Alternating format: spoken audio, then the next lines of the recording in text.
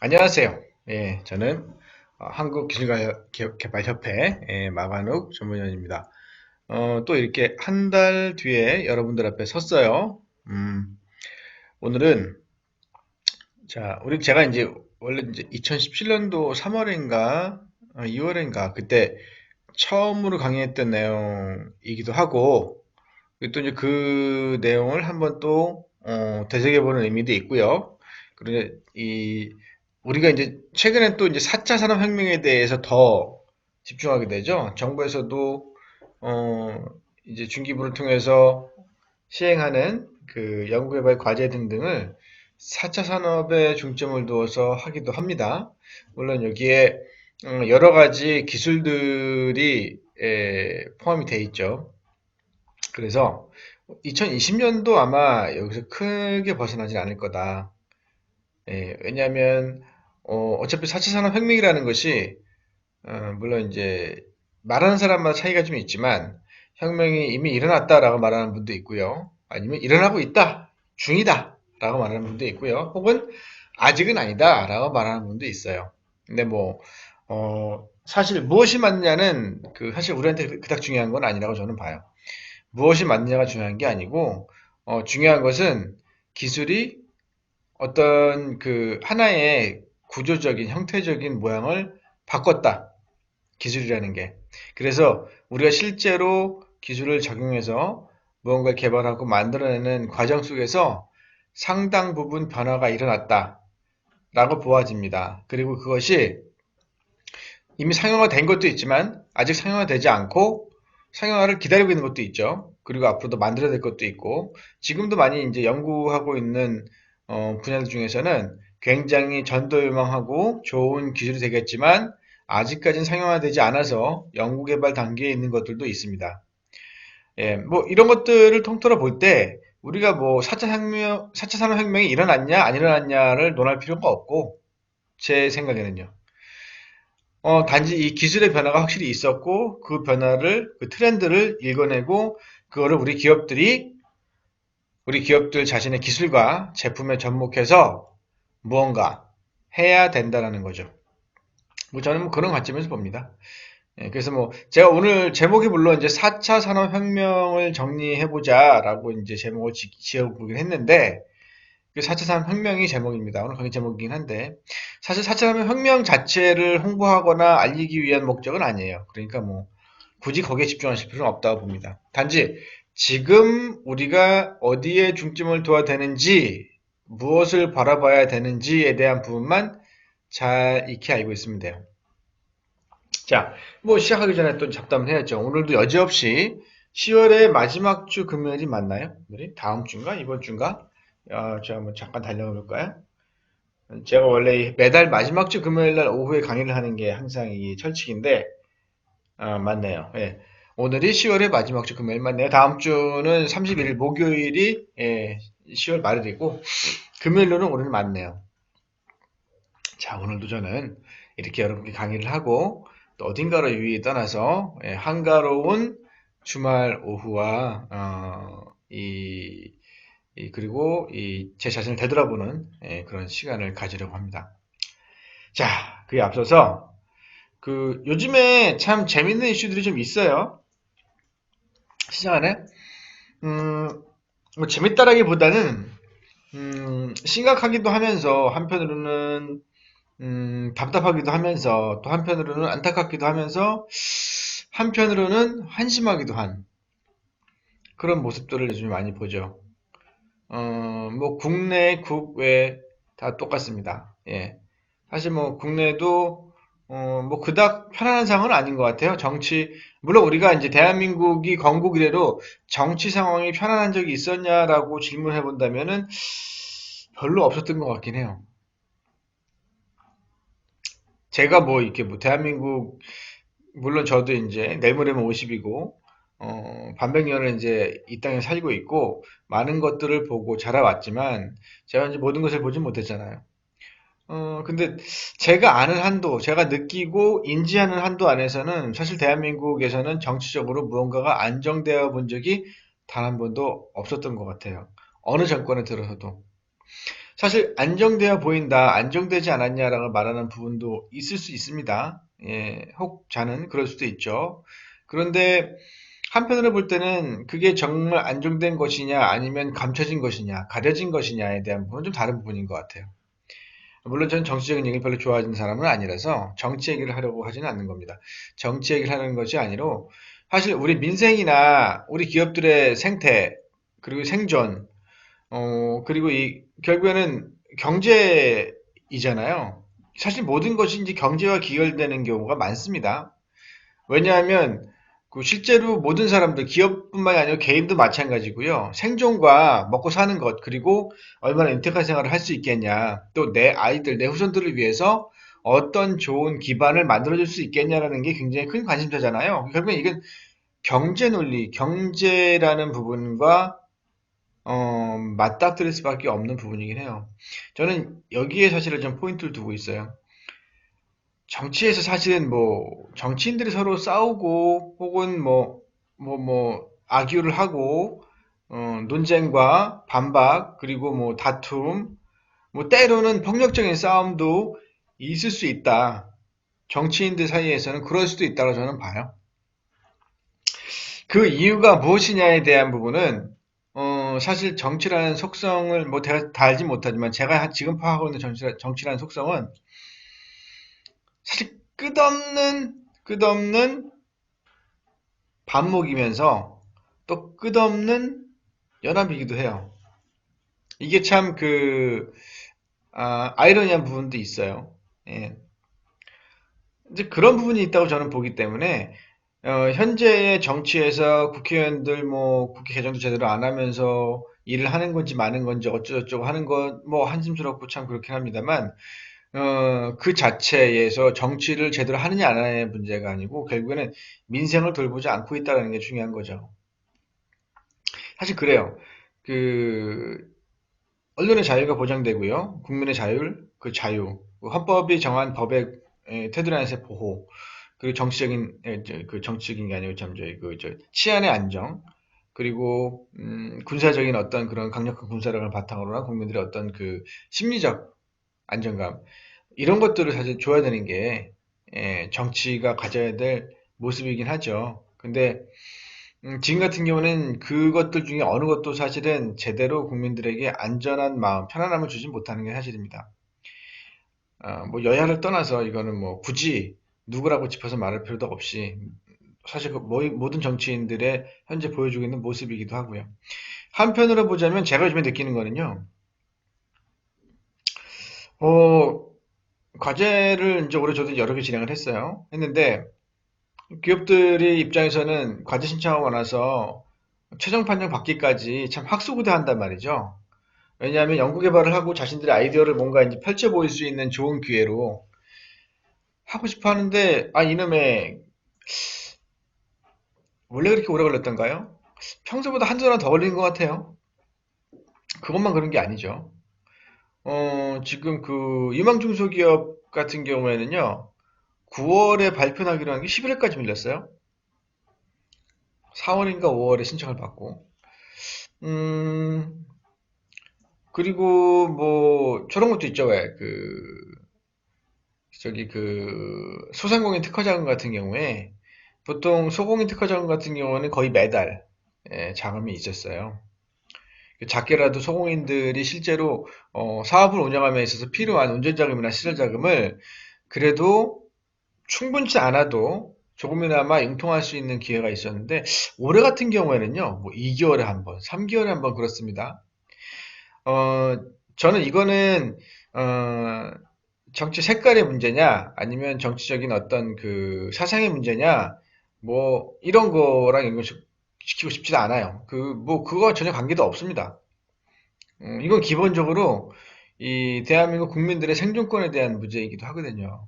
근데 그런 부분이 굉장히 등한시되고 있는 것 같다라는 생각이 저는 좀 듭니다. 그 책임이나 이유가 어느 특정 부분에 있다고 말하고 싶진 않아요. 음, 사실 그거는, 그럴 만한 이유가 있다고 봅니다. 뭐, 그럴 수도 있다. 그런데 중요한 거는, 누가 나서서 그거를 개선하고 좀 나아지게 하려고 노력하고 있는가, 라는 부분인데, 제가 보기에는 어떤 정치인도 그러려는 사람이 없는 것처럼 보인다라는 거예요. 그냥 그 부분은 실망스럽습니다. 최근 솔직히 말씀드리면 그래요. 저는 정치 얘기하는 거 되게 싫어합니다만, 이 정치라는 것이 우리 기업과 국민들의 생존권에 영향을 준다고 생각을 하니까 굉장히 실망스럽습니다. 네. 뭐 누가 뭐 이 얘기를 드리면 이게 또 유튜브에 올라가겠죠. 이 얘기를 드리면 저기 뭐 협회를 비롯해서 저기 막아놓기 어쩌고저쩌고 그럴 수도 있겠지만은 뭐 그런 거 별로 개의치 않고 저는 있는 사실 그대로 얘기하는 겁니다. 왜냐면 저는 피부로 느끼고 있으니까 현장에서 생각해 보세요. 기업들이 5천만 원짜리 자금을 신청하는데 그게 5개월, 6개월 이상이 걸려요. 그러면 그게 정상적인 경험입니까? 예, 말도 안 되는 얘기지. 자, 정치인 각설하고 뭐 해외로 나가봐도 비슷하죠. 사실은 요즘에 한심한 일도 참 많이 벌어집니다. 예. 때로는 이 생각 들어요. 꼴도 보기 싫다. 예, 좀 말이 좀 격하죠. 꼴도 보기 싫다, 진짜. 예. 저는 그 나라에, 최근에 우리나라가 좀 무역 마찰이 있는 그 나라에, 친구들이 많습니다. 현지인도 있고, 한국인도 있고, 그래요. 물론 되게 굉장히 좋아하는 친구들이 가까운 친구들이고, 이제 1년에 한두 번씩 방문을 하면은 그 친구들과 굉장히 즐거운 시간 보내고 그렇습니다. 제가 만나본 어떤 분도 그 나라에서 민간인 치고, 나쁜 분은 없었어요. 좋은 분이었어요. 굉장히 이제 정치적인 문제죠. 사실 이런 현안이나 국가가 직면한 위기 상황을 정치적으로 이용해서 하나의 퍼포먼스를 만들어서 국민들을 현혹하고 있다는 게 참 문제죠. 그런 부분에서는 뭐 그 나라나 우리나라나 정치인들은 비슷한 것 같아요. 하는 행동 패턴을 보면은 그렇습니다. 자, 저는 정치 색깔이 여도 야도 아닙니다. 예. 저는 굉장히 중립론자고요.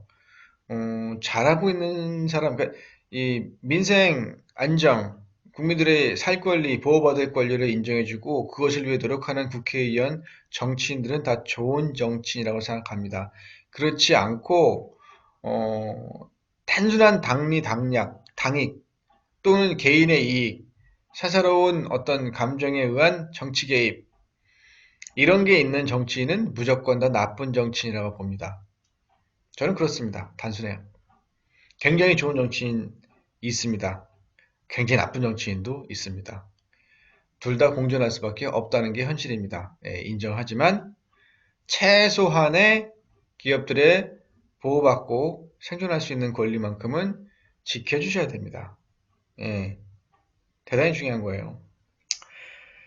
자, 이번에 정부가 저거 발표했죠. 일본과의 이제 무역 마찰이 있고 나서 발표한 게 뭐냐면은 7조 4천억인가 2천억인가를 추가로 풀어서 이 부품 소재 산업을 육성하겠다라고 하고 요번에 11월 1일자 마감일 거예요 아마 그 부품 소재 강소기업 100개 기업을 선정해서 내년에 신청하는 모든 연구개발 과제나 기타 등등의 많은 정부 사업에 특혜를 주겠다라고 발표를 했어. 내용이 너무 좋아요. 보셨나요, 한번? 그거 한번 정리할까도 했었는데, 이미 이걸 하겠다 발표를 해서, 그냥 그건 정리 안 하기로 했어요. 예. 지금 정리한다 뭔 소용이 있겠어. 다음 주 마감인데. 그렇잖아요? 근데, 이게 9월 말인가 10월 초순인가에 발표가 됐어요. 근데 아주 그거는 잘한 조치다라고 저는 봐요. 돈을 그래 쓰는 거예요. 예.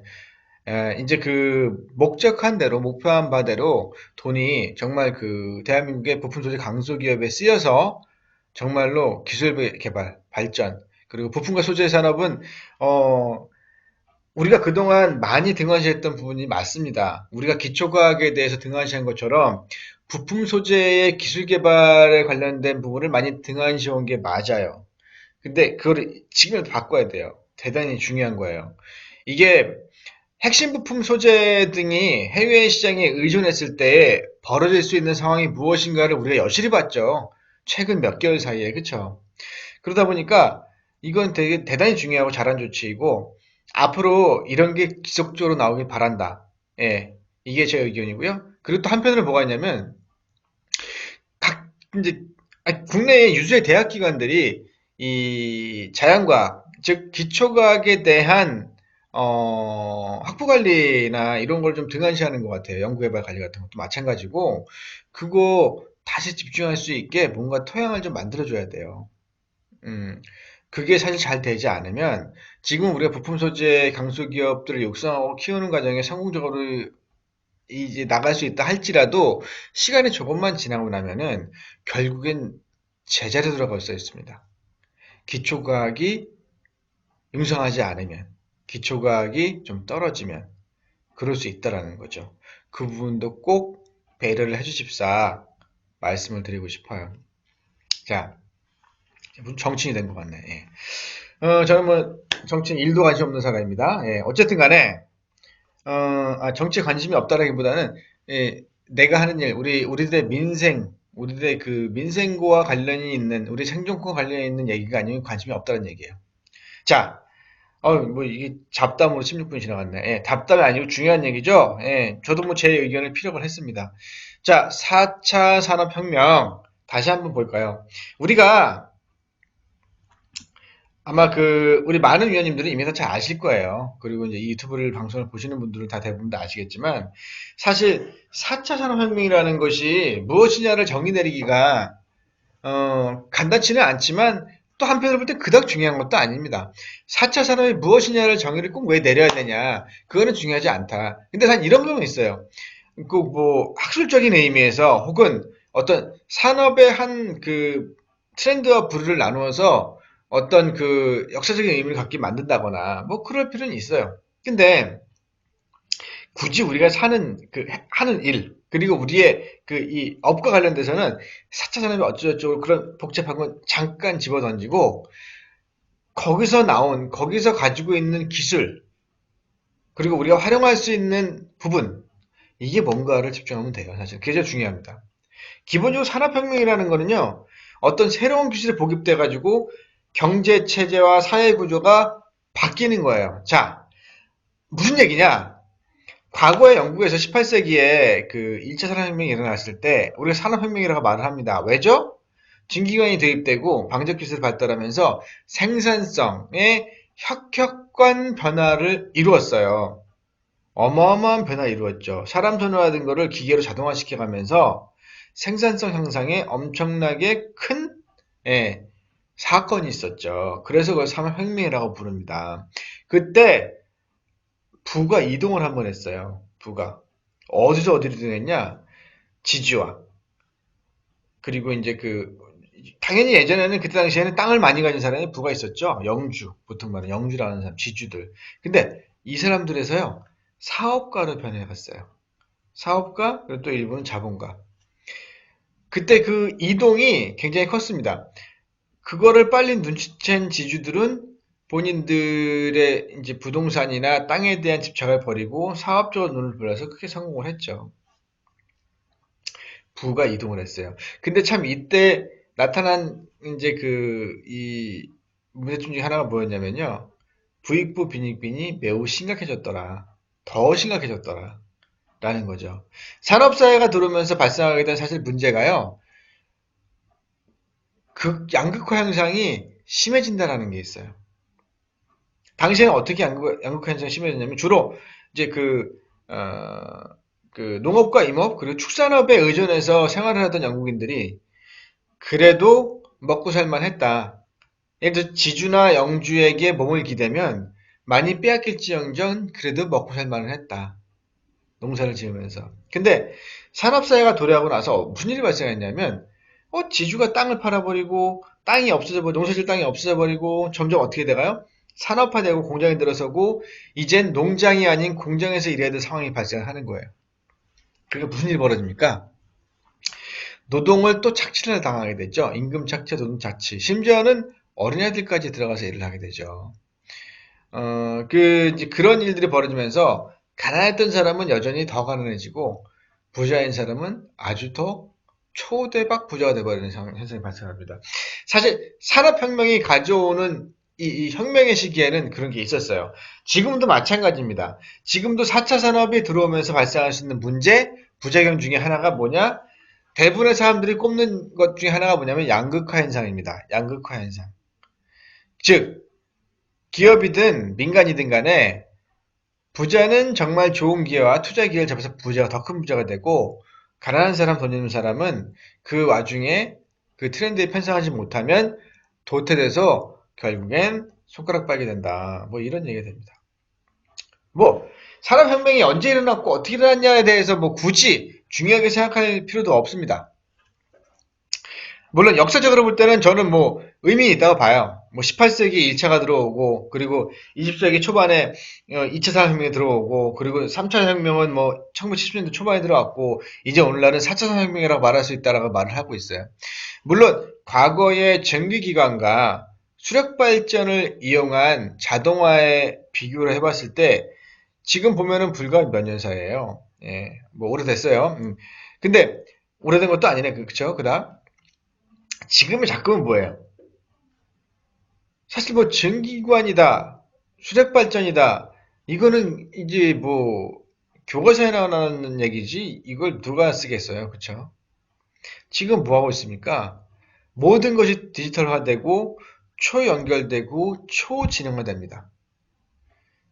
그러면서 지금은 지식이, 경험이 데이터가 돈이 되고 그리고 산업이 되는 세상이 됐죠. 그러니까 토양 자체가 완전 바뀌어버린 거예요. 토양 자체가. 점점 이렇게 갈 텐데, 자, 인체산업은 뭐 간단히 정리하면 그래요. 18세기 말에 일어났다. 최초의 기계식 방적기가 들어왔다. 뭐 수력발전 그 전기기관이 들어와서 기계식 생산 설비가 더 확충되고 드러났다. 그래서 자동화가 이루어졌다. 그 자동화만 이루어졌습니까? 운송의 혁신이 일어났죠. 운송. 기차를 이용한 운송의 혁신. 결국에는 단번에 많은 양을 원거리까지 이동할 수 있는 혁신적인 방법이 나왔기 때문에 많이 생산할 수 있었다. 많이 생산해도 금방금방 팔아치울 수 있었으니까. 그런 얘기입니다. 2차 산업혁명은 뭐 어떻게 보면은 이 전기 동력이 사실은 2차 산업혁명을 이끌어낸 주요한 어떤 그 핵심 역할을 했다고 할까? 이그나이터라죠, 이그나이터. 뭐냐면 이제 발화점 하나의 불씨를 주게 된 거죠. 그래서 그 컨베이어 벨트가 도입됐죠. 포드사가 처음으로 도입했는데 컨베이어 벨트를 도입해서 기존의 자동차 생산하던 거에 비교하면 8배 이상의 생산량을 높이면서 굉장히 혁혁한 어떤 이 생산 혁신을 이룹니다. 생산성이 굉장히 좋아졌죠. 그 컨베이어 벨트라는 것도 굉장히 이런 생각을 해낼 수 있었던 것도 어떤 그 천재적인 발상이에요, 사실은. 그 무겁고 큰 자동차를 벨트 위에 올려서 이동시키면서 조립을 한다? 굉장히 좋은 아이디어 맞습니다. 예. 이거 보니까 저기 초밥김밥, 초밥김밥이란다. 저기 회전초밥집 생각나네, 그쵸? 회전초밥집 같아. 어쨌든 그렇답니다. 3차 같은 경우에는 이제 1차가 수력, 그리고 이제 그 증기 터빈을 이용한 자동화 방적 시스템이라 그러면 2차는 방금 말씀드린 전기를 이용한 컨베이어 벨트, 자동화 생산 장비죠. 그 다음에 3차는 뭐냐면 요것에 지니고 나가서 이 자동화 장비에 조금씩 지능을 주기 시작했다. 그러니까 즉 PLC라는 게 나왔는데 PLC가 뭐냐면요. 그 Programmable Logic Controller라 해서 그러니까 기계 장치나 어떤 이 생산 설비들이 일정한 시간 간격으로 똑같이 움직이게끔 만들어주는 장치가 PLC입니다. 그러니까 이놈이 그러니까 즉 지능이라고 말하기엔 좀 과한 표현이긴 하지만 아주 기초적인 지능, 반복 작업을 할 수 있게 해주는 지능을 주었다. 이게 처음에는 PLC가 아날로그 방식이었어요. 그래서 거기에 릴레이 같은 게 들어가고, 전기 신호가 왔다 갔다 하면서 연결돼서 이런 거 있잖아요. 왜? 과열되면 떨어지고, 식으면 다시 붙고. 이거를 이용해서 보통 PLC를 처음에 하다가 나중에는 이게 진화해가지고 회로로 바뀌게 됐죠. 회로. 그래서 이제 그런 것들로 인해서 자동화가 좀 더 이루어지고, 자동차 생산 라인 같은 경우에는 로보틱스, 로봇 조립 공정이 도입이 되었죠. 이게 용접을 로봇가 하거나 이제 그러는 겁니다. 도색도 로봇가 하고. 왜냐면 항상 똑같은 크기, 똑같은 모양의 차잖아요. 그죠? 그러니까 똑같이 움직이면 되는 거야, 얘들은 항상. 그러니까 똑같이만 움직여서 똑같은 일만 수행하게 만든다 보니까 이게 가능했던 거죠. 지금은 그거는 일도 아니죠. 자, 지금 같은 경우에는요, 그 사이버 물리 시스템이라는 건 사이버 피지컬 시스템이라는 게 있어요. 이거는 개인적으로 알아두시면 좋습니다. 사이버 물리 시스템이 뭐냐? 사이버 시스템과 물리적 시스템이 통합되는 거다. 즉, 물리적 시스템이라는 거는 뭐예요? 우리 눈으로 보이고 만질 수 있는 걸 말을 합니다. 즉, 컴퓨터, 카메라, 이 조명, 책상, 물리적 시스템이에요. 근데 예를 들어서 내가 여기에 VR 고글을 썼어요. 혹은 AR 고글을 썼어요. 그래서 AR을 시작합니다. 그러면 내가 이 책상 위에 어떤 것들을 놓고 장식하고 디자인하는 형태가 어떻게 변하는지를 보고 싶어. 그럼 그걸 그대로 할 수 있게 해주는 거예요. 이게 말하면은 사이버상에 있는 시스템과 물리적, 그러니까 현실상에 있는 시스템을 하나로 합쳐서 보여주는 역할. 그래서 실제로 거기에서 어떤 퍼포먼스나 결과를 만들어낼 수 있도록 하는 거. 그게 사이버 물리 시스템이라고 보통 부르는 겁니다.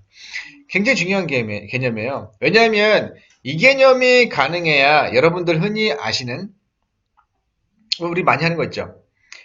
보통 이제 우리나라 전투기 요즘에 고등 개발하고 있습니다. 개발해서 전투기를 많이 만들고 있고 수출도 하고 있는데, 시뮬레이션, 이런 전투기 시뮬레이션 혹은 전투 시뮬레이션, 그것만 있는 게 아니죠. 학습, 교육에 대한 시뮬레이션, 디자인에 대한 시뮬레이션, 건축물 등등등등 많은 것들을 사실은 이 안에서 해결할 수가 있어요. 그러다 보니까 사이버 물리 시스템이라는 것 자체가 하나의 중요한 트렌드이긴 합니다. 근데 이게 어느샌가 이 말 자체도 사실 쏙 들어가 버렸어요. 왜냐면 이게 일반화돼 버렸어요. 일반화. 사이버 물리 시스템은 굳이 부를 필요가 뭐 있어? 다들 아는 거고 다들 하는 건데 뭐 그거 골치 아프게 자꾸 전문용 쓰지 말자 뭐 이런 건지 하여튼 그렇게 됐어요. 그래서 보통은 사이버 물리 시스템이라는 말을 잘 쓰지 않습니다만 개념적으로는 꼭 알아놓으시는 게 좋습니다. 그 다음에 3D 프린팅, 뭐 사물 인터넷, 인공지능 등등이 활용됩니다. 여기 중요한 게 빅데이터가 빠졌네요. 그렇죠? 빅데이터는 사실은 여러분들 인공지능 대단한 것 같지만 사실은 인공지능 자체가 대단한 건 아니에요. 사실은 인공지능은요, 그냥 알고리즘이 불과해요, 알고리즘. 인공지능을 사실 프로그래밍하고 코딩하는 방식 자체는 복잡하지 않습니다. 그리고 이미 그거를 코딩하는 플랫폼은 개방돼 있어요. 개방이라서 누구나 그냥 다운받아서 쓰면 돼 있습니다. 근데 중요한 게 뭔가요? 빅데이터지, 빅데이터. 예. 그러니까 데이터를 어떻게 가공하고 어떻게 정렬해 놓고 그리고 그 데이터가 얼마나 정확한 퀄리티, 정확도를 가졌냐에 따라서 이 인공지능의 성능에 좌우됩니다. 그러니까 어떻게 보면 인공지능이라는 말을 했지만 빅데이터 없는 인공지능은 즉 뭐예요? 단팥 없는 안꽃빵이 찐빵이다. 네? 알갱이 없는 옥수수떼다. 이렇게 보시면 돼요. 그러니까 인공지능 자체로는 그냥 단순히 뼈대에 불과한 거예요. 거기에 살과 피가 흐르게 하는 건 빅데이터다. 그렇게 이해하시면 됩니다. 자, 그래서 4차 산업이라는 거를 어떻게 정리할 수 있겠냐. 일단은 4차 산업에 들어가는 1차에서 4차까지 뭐 혁명을 쭉 이뤄왔다고 말을 할 수 있겠죠. 근데 4차 산업혁명이라고 부르는 이 작금의 시대는요, 여기 보이는 것처럼 빅데이터나 산업인터넷, 미래분석, 데이터 과학, 연결된 산업, 클라우드 컴퓨팅, 클라우드 서비스, IoT 사물인터넷, MES, 많습니다. 이거 말고 되게 많아요. 3D 프린팅도 있고 많아요. 그러니까 4차 산업혁명에 속할 수 있는 기술에다가 부를 수 있는 게 대단히 많다는 얘기예요. 많은데 많으면 뭐하겠어. 그 줄이 서말이어도 깨야 보배라고 기술만 존재하고 상용화되지 못하고 실용화되지 못하면 사실 그 기술이 무슨 의미가 있겠어요. 그러니까 우리가 지금 알아야 될 게 뭐예요? 무슨 기술이 어디에 있다라는 걸 알아야 되잖아요. 그렇죠? 그래서 제가 중소기업 기술 로드맵을 주장창 2년 동안 강의를 한 거예요. 요즘 사람들이 말하는 전 세계가 말하는 4차 산업혁명에 통하는 그 기술들이 어디에서 관리하고 있고 어디에서 주로 개발하고 있다는 걸 그 안에 다 볼 수 있거든. 자, 관심 있는 분은 보였을 테고, 관심 없는 분은 안 보였을 테고. 자, 어쨌든 간에, 그래서 4차 산업혁명을 뭐로 정의할 수 있냐? 여기는 네 가지로 정의를 할 수 있습니다. 초연결, 지능화, 융합, 그리고 개인화. 자, 초연결 알겠죠? 5G 도입됐죠? 도입됐는데 5G 도입 자체가 중요한 게 아니고 사물 인터넷, IoT가 이미 가능해져서 상용화되고 있다. 나중에 뭐까지 들어가죠? 사람도 네트워크 안에 들어가게 될 거다라고 보는 겁니다. 동물도 그러니까 뭐 반려견이나 반려묘도 마찬가지로 네트워크 안에 들어가게 될 거고 사실 이미 오래전부터 많은 그 자연학자들이 실행하고 있는 거지만 야생동물들 중에서 멸종위기에 있는 동물들을 보호하기 위해서 인식표를 붙이고 추적장치를 달아서 다시 방류를 하죠. 얘들도 이제 네트워크에 들어온 거야, 따지면. 사실 그 하나를 통해서 그 무리의 움직임을 알 수 있기 때문에 이제 그렇게 하는 겁니다. 이게 초연결이에요, 이게 초연결. 내가 예를 들어서 지금 강연을 마치고 저기 부산까지 차를 타고 운전하고 갔어요. 그러면요, 제가 부산까지 어느 경로를 통해서 갔다라는 게 사실 다 추적 가능합니다. 일부러 하지 않을 뿐이지. 어떻게 추적 가능하죠? 어딘 통과를 합니다. 톨게이트를. 근데 톨게이트를 통과하지 않나도 어떻게 추적 가능하죠? 여기저기 카메라 찍히죠. 제 번호판만 조회하면은 대부분 다 나와요. 어느 경로로 지나가고 있는지. 물론 그거를 민간인이 할 수는 없어요. 그런 것도 있다라는 거예요. 이제 그러다 보니까 이게 초연결이 불편해. 좀 불편해, 그죠?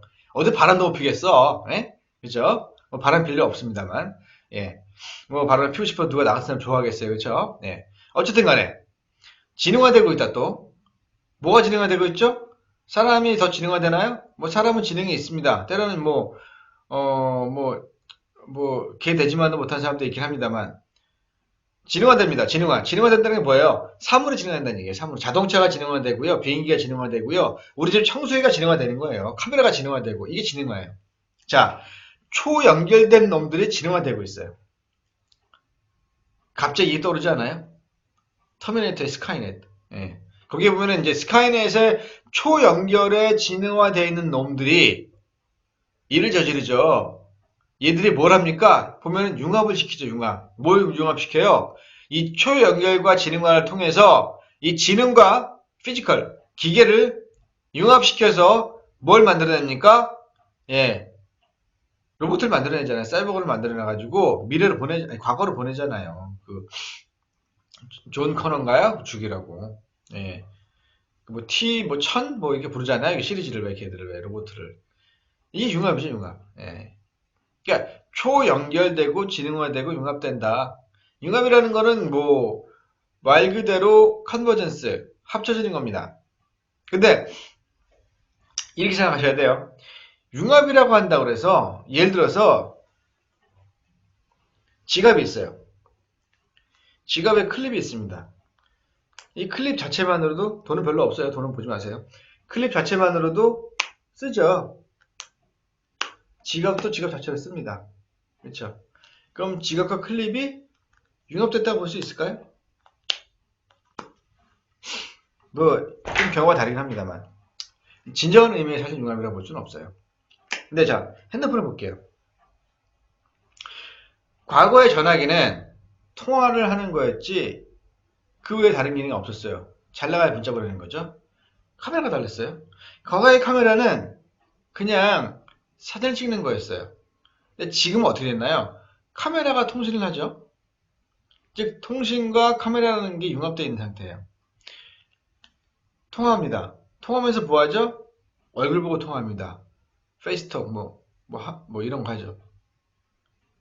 그러니까 즉 또한 통신이 화상, 카메라와 융합되어 있죠. 사실 이런 의미에서 융합이라고 보통 말을 합니다. 한마디로 말하면 기능적인 변화를 혁혁하게 이루어야 돼요. 사실 그래야 좀 융합이라고 말하는데 보통 뭐 융합이라고 그러면 다 융합이라고 보통 불러요. 뭐 두 가지 이상 섞이면 다 융합이라고 부르긴 합니다. 예. 그러면 이제 나도 이 시계하고 여기 달력에 여기 날짜가 이게 있으니까 이것도 융합인가? 달력과 뭐 시계 융합? 그렇게 말하진 않죠. 예, 보통 융합이라고 하는 거는 두 개가 합쳐져서 두 개의 서로 간의 시너지로 인해서 어떤 부가적인 더 큰 성능과 기능을 발휘하는 거예요. 사실 뭐 지갑에 클립이 적용됐다라는 건 융합이라도 볼 수 있겠지만 한편으로 볼 때는 융합은 아니에요. 이게 기능에 큰 역할을 주었냐? 그건 아니거든요. 그냥 지갑이 클립이 없어도 지갑은 지갑대로 존재를 합니다. 클립이 지갑에 달리지 않아도 클립은 클립도 존재를 해요. 그거일 뿐이에요. 근데 지금은 어때요? 카메라와 스마트폰을 떼놓고 생각할 수 있나요? 못하죠. 네. 이미 하나가 됐어, 우리한테. 우리 마음속에는 카메라와 휴대전화, 핸드폰은, 스마트폰은 이미 하나야. 한 몸에 아니라 한 몸. 네. 이게 융합이야.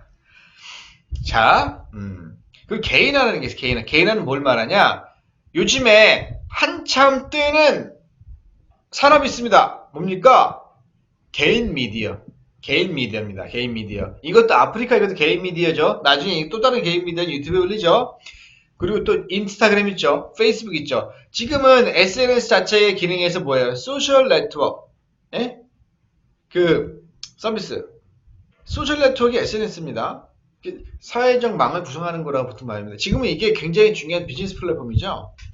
그러다 보니까 개인 미디어, 단독 미디어를 생산해내서 방송을 송출하고 그리고 그걸 인해서 관광 소득을 버는 사람들이 점점점 늘고 있어요. 근데 그 소득이 어마어마해요. 뭐 한 달에 많이 버는 분들은 수십억 단위까지 번다고 그러더라고요. 뭐 저는 그런 재주가 없어서 그렇게 벌지 못하지만 어쨌든 이 개인 미디어, 개인화가 점점 돼가는 거예요. 즉 예전 같으면 개인이 방송한다고 상상이나 할 수 있겠어요. 개인이 무슨 방송을 해? 방송을 하면 네트워크 장비도 있어야지, 카메라 장비도 있어야 되지, 블라블라블라 많은 것도 스텝도 있어야 되지, 시나리오도 써야 되지, 방송을 하려면 이것도 해야 돼, 저것도 해야 돼, 많았어. 근데 지금은 어때요? 모든 것이 융합되고, 모든 것이 간소화되고, 모든 것이 기능이 좋아졌어요. 작은 카메라 하나만 놓아도 충분한 영상 촬영이 가능하고, 혼자 수다 컨트롤하고 조작 가능한 미디어 장비들이 많아요. 그러다 보니까 개인화가 아주 많이 이루어졌다. 4차 산업의 핵심 중에 하나가 개인화가 있어요. 이런 부분은 어떻게 보면 간과를 할 수는 없어요. 물론 개인화, 뭐 4차 산업 관련된 개인화에 대한 어떤 서비스에 대해서 정부가 지원해 주는 게 있냐면 아직은 그런 건 없어요. 앞으로 나올 수도 있죠. 근데 중요한 거는 이게 결국에는 그 하나의 중요한 트렌드가 맞다.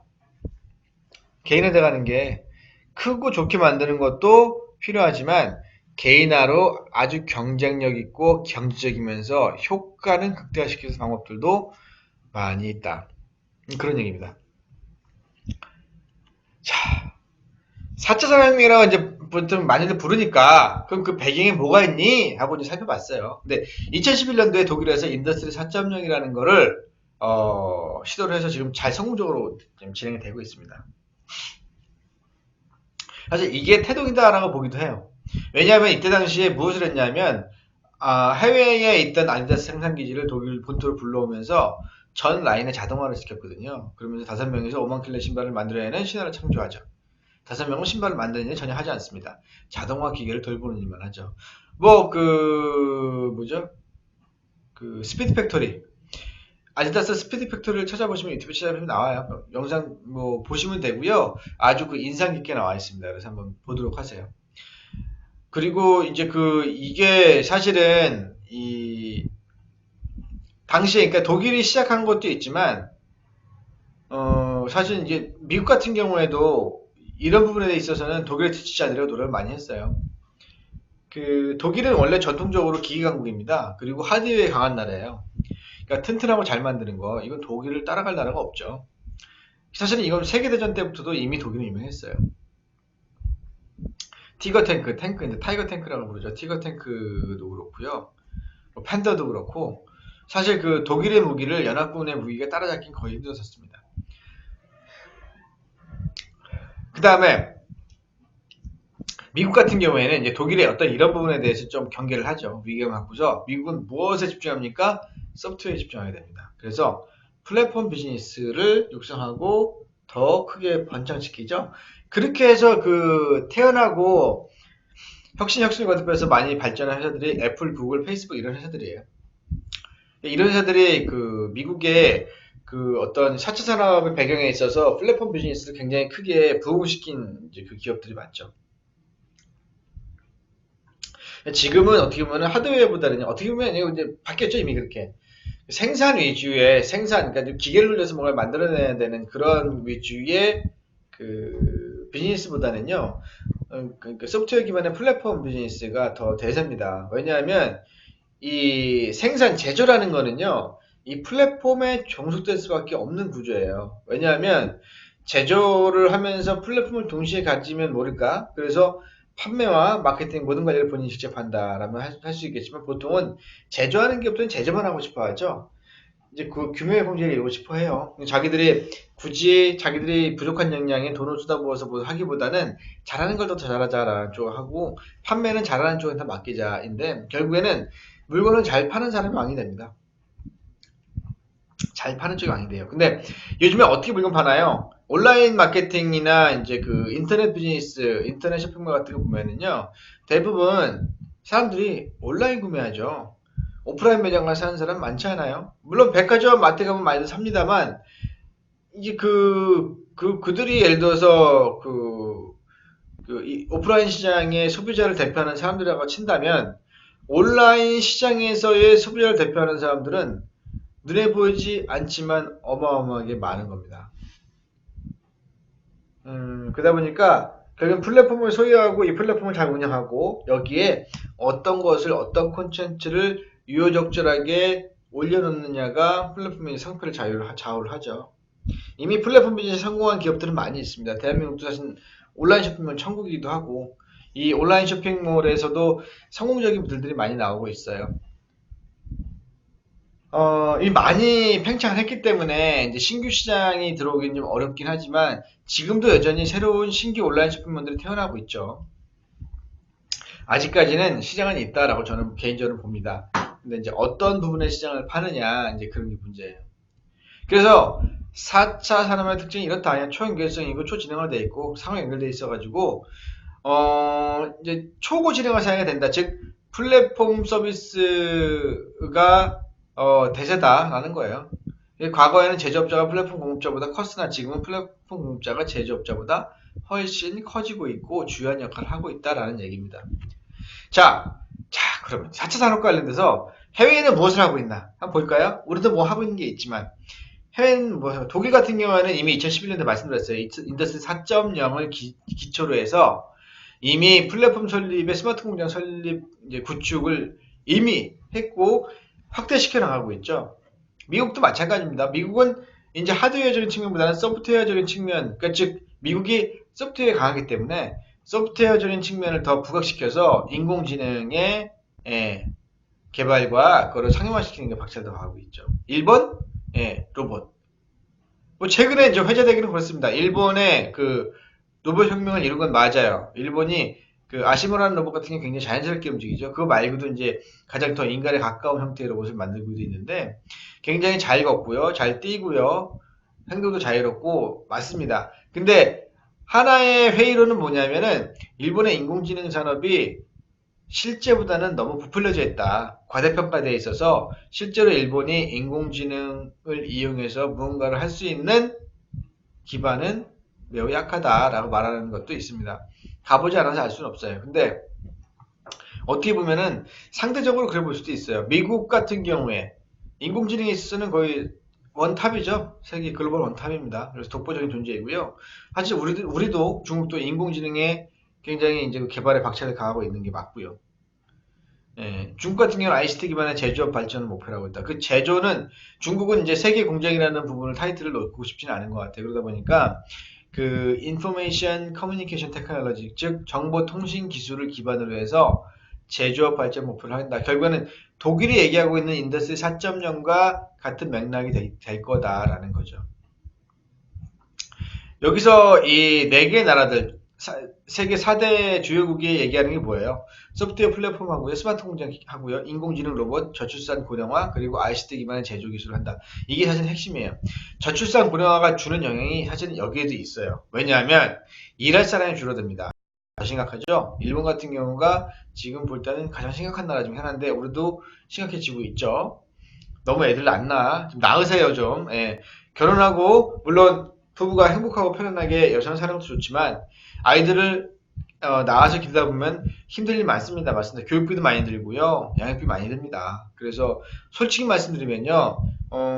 저 자신을 잊고 살 때가 많아요. 뭐 애들 엄마도 마찬가지일 거예요. 그게 현실이 돼버렸죠. 근데 한편으로 생각해 볼 땐 또 그런 것도 있어요.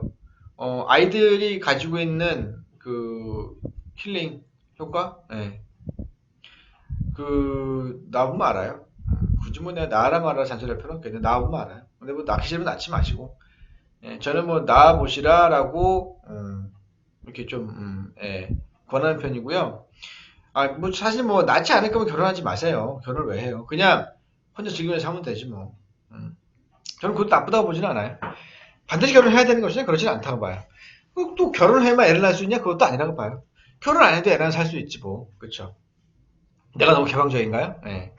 뭐 그렇다고 할 수 없습니다. 생각이 그런 거니까. 저는 애들한테도 그런 말을 해요.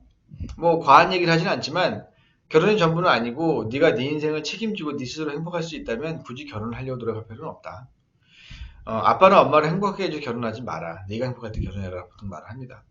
애들이 이제 중학교 이제 2학년이고 내년 3학년 되니까 좀 어느 정도 사춘기 되고 이제 좀 알아들 나이가 돼서 얘기를 합니다만 아이들에게 공부와 결혼, 어떤 너를束縛하는 것들에 대해서 자꾸 강요를 할 필요는 없다고 저는 봐요. 공부도 곧잘 해요. 우리 애들은 뭐 본인들이 하고 싶어 합니다. 저는 그렇게 시키지 않습니다. 물론 애들 엄마가 공부를 좀 시키는 경향이 있긴 해요. 근데 저는 뭐 공부가 그렇게 대단한가? 하는 생각 들기도 하고요. 중요합니다. 공부 잘하면 좋은 것도 많이 있겠죠. 그렇지만 공부를 안 하고 똑똑하다고 해서 이상해지는 건 아니라고 봅니다. 자, 그렇고요. 이렇다. 그러면 4차 산업 분야에는 무엇이 있냐? 여기 있는 게 다예요. 아니, 너무 많아. 아유, 다 읽기도 귀찮아. 이게 뭐냐면요. 현재 여러분이 생각하실 수 있는 인공지능과 관련된 거, 빅데이터 관련된 거, 자동화 관련된 거, 연결, 네트워크 관련된 거는 거의 대부분 다 4차 산업혁명에 속한다라고 보시면 돼요. 속한다. 예. 그렇게 이해하시면 돼요. 뭐, 밑으로 내려가면 이제 그 교육 관련된 것도 많이 나오는데, 우리가 이렇게 많은 기술이 있다, 이렇게 많은 다양한 것들이 있다라고 말을 하지만, 이게 있다는 게 중요한 게 아니에요. 우리 기업들이 활용할 수 있는 기술이 있겠냐? 우리 기업들 할 수 있는 게 있겠느냐? 이 안에서 우리 기업들 참여해서 이 기술을 취득해서 뭔가 회사의 앞날에 도움이 될 수 있는 발전에 도움이 될 수 있는 뭐가 있겠냐라는 거를 살펴보고 알아야 된다는 거죠. 그 말씀을 드리고자 하는 겁니다.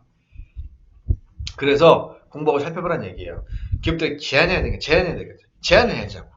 이런 기술이 있고 이런 기술이 있고 이런 뭐 이거 대표님의 회사에서 나오는 이런 제품은 여기 지금 현재 트렌드인 이런 기술과 좀 맞는데 이분 한번 도입해 볼 생각 없어요? 이 기술을 이렇게 멋지게 제안 좀 하라는 얘기예요. 예. 물론 저도 제안하기는 잘 먹지는 않습니다. 솔직히. 왜냐면 회사들의 속성이 지금까지 해오던 거를 바꾸는 걸 너무 두려워해. 잘 안 되면 어떡하지? 하고 돈은 들여서 했는데 잘 안 되면 어떡하지? 이런 생각합니다. 그렇지만 그럼에도 불구하고 저는 해야 된다고 말을 합니다.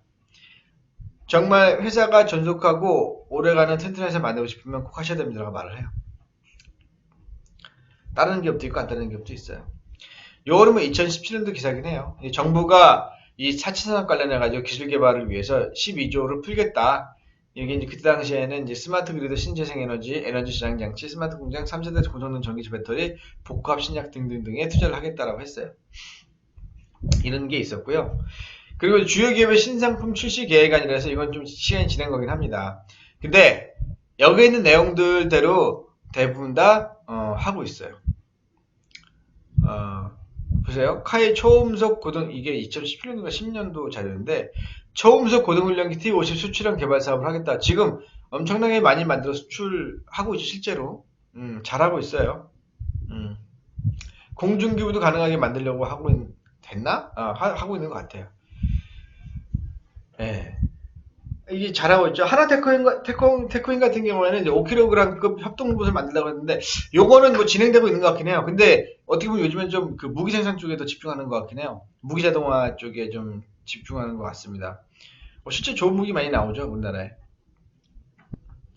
뭐 등등등 많이 있어요. 뭐 자료 필요하신 분들은 말씀하세요. 보내드릴게요. 이게 이 기업들이 이런 거 하려고 하고 개발하려고 하는구나라는 게 지금 나와 있는데, 물론 잘난 기업들 잘난 짓 하는 건 맞습니다. 맞는데, 중요한 건 이거예요. 중소기업의 기술과 부품과 제품을 수혜해주는 기업들이 바로 이 기업들이에요. 그러니까, 이 기업들이 필요한 걸 만들어내면은, 일단 중소기업 입장에서는 판로를 잡을 수 있잖아요. 물론, 우여곡절이 있을 거고요. 그 판로를 개척하고 떨어나가는데 어려움이 있을 거예요. 그렇지만 세상에 쉬운 비즈니스가 어디 있습니까? 힘들어도 해야 되는 거죠. 그렇다는 겁니다. 그리고 뭐 이거는 뭐 2025년까지 5년간 7조 원 투자하겠다. 정부가 그렇게 말을 했어요. 2010년도 얘기입니다. 이게 이제 그 2025년까지 5년 7조 원 투자하겠다 했는데 지금은 뭐 하고 있죠? 앞으로 7조 원 이상을 부품 소재 분야에만 투자하겠다 그랬어요. 이 뭔가 아는 거야. 우리 이제 그 대한민국 정부가 아는 거야. 야, 이거 이러면 안 되겠구나. 우리가 직접 개발하고 만들어내는 원천 기술을 가져야겠다. 결국 원천 기술에 대한 얘기예요. 원천 기술을 가져야겠다. 원천 기술이 있어야 우리가 어디 가도 진짜 이 더럽고 안 당하고 세계의 시장에서의 기술 지배력, 주도력을 좀 가져갈 수 있겠구나. 전부터 원하던 거지만 사실 그렇게 하지 못했죠. 근데 과공에 투자했어요 이번에. 근데 아까 말했지만은요, 기초과학 분야, 자연과학 분야에 대한 투자가 또 추가적으로 있어서 거기서 많은 이제 그 개발 인력들, 연구 개발 인력들을 배출하지 못하면 역시나 또 똑같은 어려움에 직면할 수 있기 때문에 꼭 그것만큼은 해주셨으면 좋겠다라는 게 제 의견입니다. 나 오늘 너무 제안하나? 너무 많이 얘기하는 것 같아. 언제 그만 얘기할래? 뭐 내가 꼭 뭐 저기 청구하는 사람 같기도 하고, 뭐 국회의원도 아닌데, 그 뭐 자꾸 정부에 해달라고 제안을 하니까 좀 이상하네, 그죠? 예. 제일 열심히 할 테니까 댁들은 댁들이 열심히 하세요. 예. 그러시면 됩니다. 저도 최선을 다해 살겠습니다. 예. 저는 대한민국 정부를 믿습니다. 최선을 다해서 이 나라를 위해서 헌신해 줄 거라고 믿어 의심치 않습니다. 그렇게 해주시면 됩니다. 예. 자, 갑자기 이제 굉장히 미담으로 끝났죠? 예. 좋습니다. 그리고 또 이제 신산업 분야에 대한 공약 발표를 하기도 했어요. 공인인증서에서 액티브엑스 폐지하겠다. 예. 뭐 이건 찬성하는 바입니다. 아, 이것 때문에 참 많아요. 근데 요즘에 좀 그게 있긴 해요. 저희 은행만 들어가면 계속 설치를 해. SN텍 들어가 보시면 아시죠? SN텍 들어가면은 들어갈 때마다 로그인만 하려고 그러면 보안 프로그램 설치하래 자꾸. 할 때마다. 하긴 합니다만 너무 많이 해. 아니 어쨌든 바빠 죽겠는데 보안 프로그램 설치하라고 그러면 막 화도 나고 그러기도 해. 물론 이제 중요한 정보를 보호하기 위해서 필요한 거긴 하지만 좀 웬만큼 했으면 좋겠다라는 생각이 들기도 합니다. 농담 반 진담 반이었어요. 하여튼 뭐 다양한 분야도 한다는 얘기예요. 보면은 먹거리 부분에도 투자하겠다. 그리고 이제 그 보안 부분, 온라인상에서 보안 부분 참 중요하죠. 블록체인 기반의 이제 보안 시스템 구축도 중요하고요. 굉장히 많습니다. 해야 될 게 많은데, 이 많은 것들을 한꺼번에 할 수 있는 인력과 자금이 다 있는 것도 아닐 테고, 빨리빨리 진행됐으면 좋겠어요. 모든 일들이. 그래서 이거를 우리 기업들이 직접 참여해서 했으면 좋겠다라는 게, 제 작은 소망이자 바람입니다. 자, 그렇습니다. 또 보니까 뭐 기사도 있어요. 이거는 2017년도 건데, 뭐, 신산업 분야 공공조달 확대를 위한 협력사업 발굴 및 지원 방안을 마련했다. 이게 그 조달 전략팀을 신설을 했죠. 그래서 뭐, 그 4차 혁명에 있어서 필요한 부분에 대해서 그때그때 바로바로 지원하고 조달해 줄 수 있는 체계를 구축하겠다라는 게 아주 아이디어입니다. 좋은 생각이에요. 그 대통령 직속 4차 산업 맞나요, 명칭이? 대통령 직속 4차 산업위원회라는 것도 있어요. 4차 혁명위원회인가? 하여튼 뭐 그것도 있어요. 인터넷 찾아보시면 나옵니다. 거기에 보면은요, 현재 자금의 4차 산업에 관련돼서 정부가 어떠한 방향을 가지고 있고 어떠한 취지로 일을 하고 있는가에 대해서도 소개가 되어 있습니다.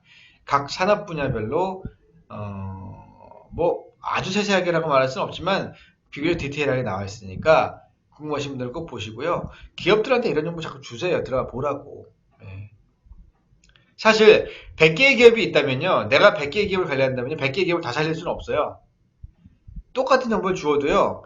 그거를 받아들이고 실행하는 강도가 다릅니다. 기업들이. 그러면 내가 하는 건 뭐예요? 정보를 주는 거예요. 올바른 정보를 주고 그 올바른 정보에 따라 기업들이 판단하게끔 만들면 되는 거예요.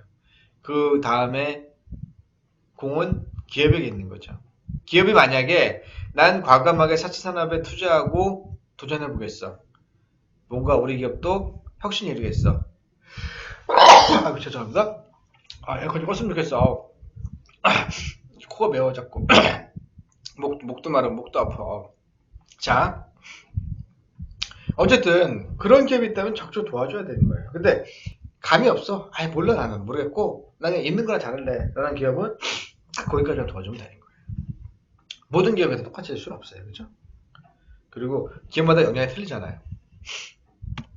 자, 이래서 이런 시사점이 있다. 그러니까 중요한 건 뭐냐면요. 4차 산업혁명이라는 거, 4차 산업 변화, 그러니까 4차 혁명이라고 굳이 말할 필요도 없이 변화는 점점 더 커지고 많아질 것이다라는 것이고요.